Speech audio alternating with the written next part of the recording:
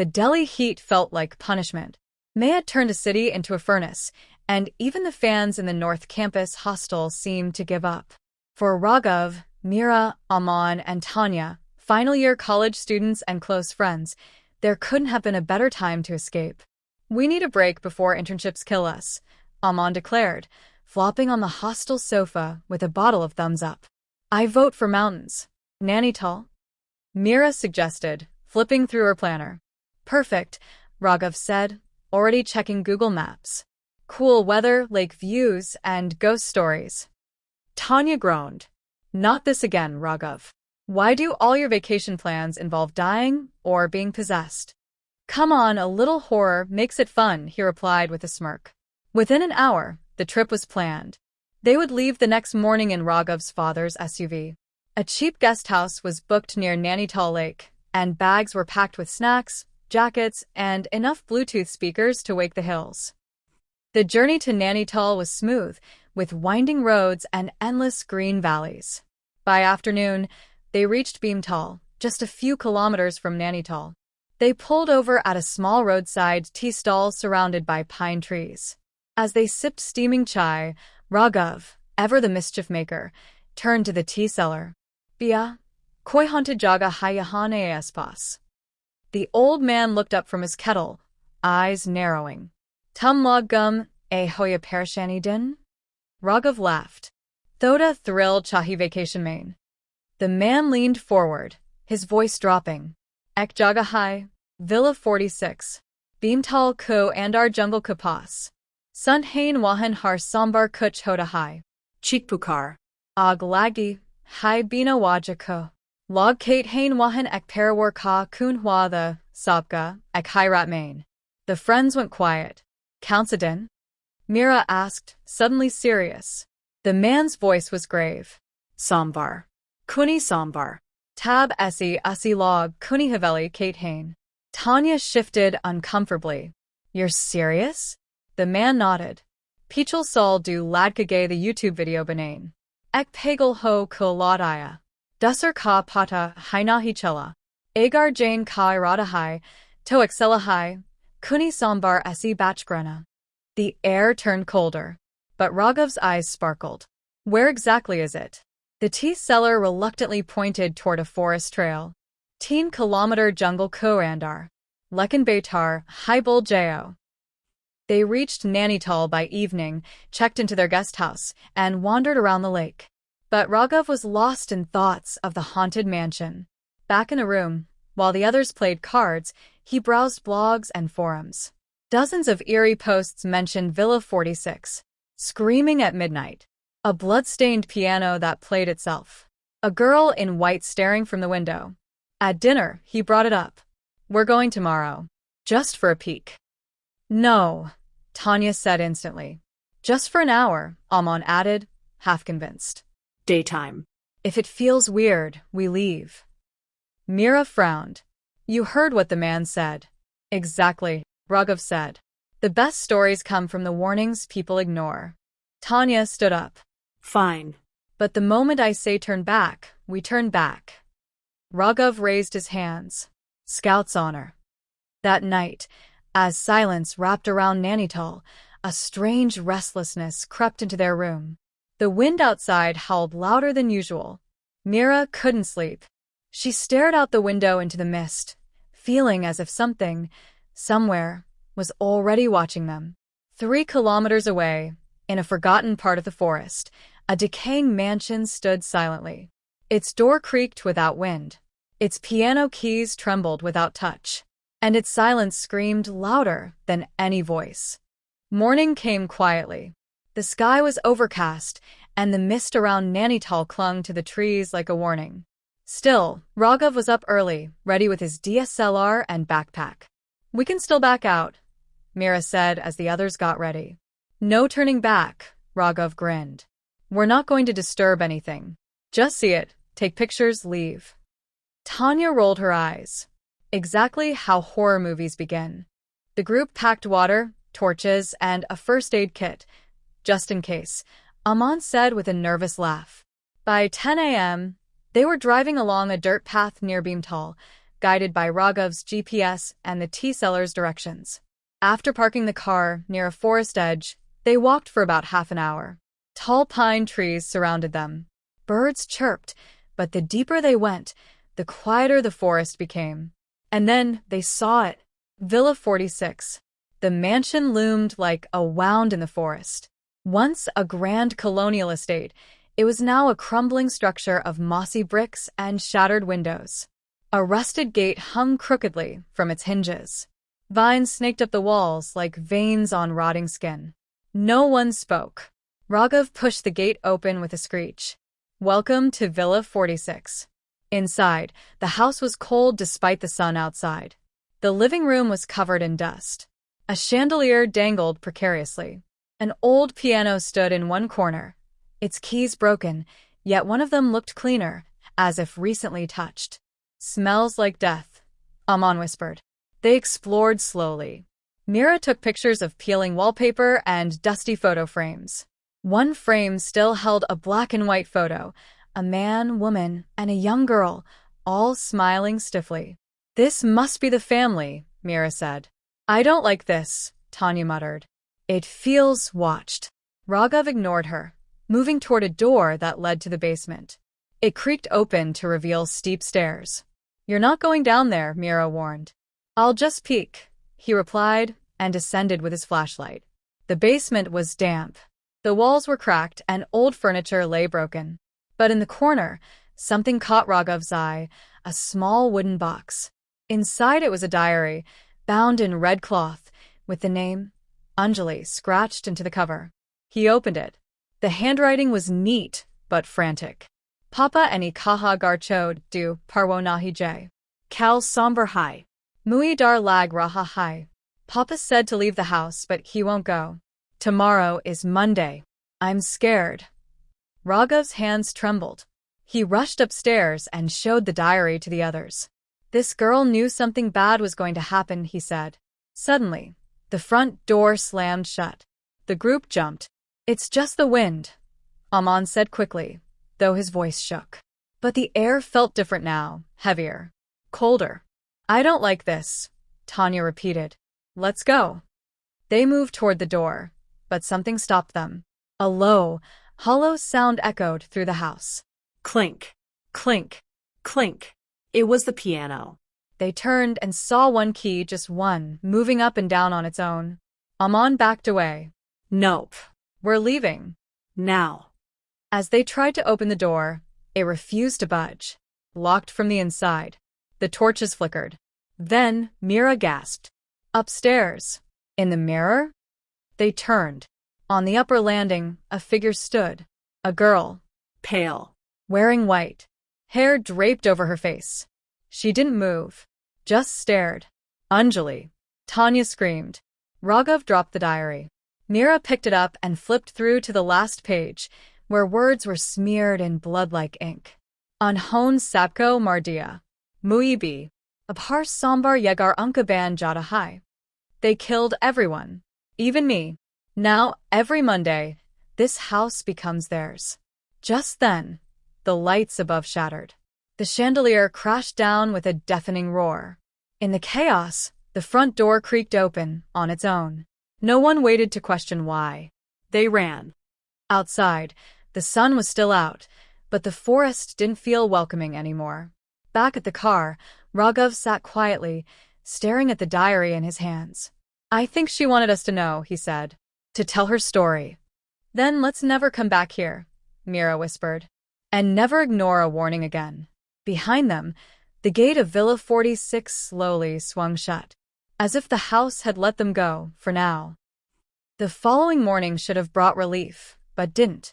The group sat quietly at breakfast in their Nainital guest house. No jokes. No photos. No plans. Only the silence of 4 people who had seen something they couldn't explain. I don't care what anyone says, Tanya whispered. That house was alive, watching us. Raghav clutched Anjali's diary, its red cloth cover still slightly damp from the damp air of Villa 46. He hadn't slept. He had stayed up reading the entries, each one darker than the last. She knew, he muttered. She begged her father to leave. They didn't. And they died on a Monday. Mira looked up sharply. Raghav, what day is it today? He checked his phone. Monday, he said. The air seemed to freeze. By late afternoon, the sky had turned gray. Rain clouds gathered above Nainital's lake, and the mist thickened. The forecast warned of a heavy storm. The group decided to stay indoors. But the unease inside the guest house only grew stronger. Doors creaked. Lights flickered. The temperature dropped without reason. Do you hear that? Aman asked suddenly. They all paused. A faint whisper, like the wind, but inside the room. Almost like a girl's voice. Crying. Pleading. It's her, Tanya said, trembling. She followed us. Raghav flipped to a specific page in the diary. Anjali had written something over and over. Agar cho dia hoda tobak jate. Samvar unka din hai. If we had left the house, we would have lived. Monday is their day. Suddenly, the room's lights went out. Total darkness. Mira grabbed a flashlight, her hand shaking. Turn on the emergency bulb. But even the inverter was dead. Then 3 loud knocks at the door. Knock. Knock. Knock. No one moved. Don't open it, Tanya whispered. Raghav slowly stepped forward. There's no one else in this hallway. He opened the door. No one. Just the corridor, dim and silent. Then behind him, a mirror on the wall cracked. A shadow passed through it. Aman screamed. He had fallen to his knees, his eyes wide. She touched me. I felt her hand on my neck. Mira rushed to him. You're ice cold. Then, the room was filled with a scream. Not human, not animal. High-pitched, distorted, echoing. And on the wall, in blood-like scrawl, new words had appeared. Tum mui jagaya. Ab tum bi deko. You awaken me. Now you must see too. The group huddled together. Suddenly, Raghav's body jerked backward, flung as if pulled by an invisible force. He hit the wall hard, eyes rolling back. Raghav! Tanya cried. His voice changed. It was deeper, not his own. You brought them here, now they won't leave. Mira pulled out the diary. She flipped through the entries, landing on a torn page with something that looked like a chant written in red ink.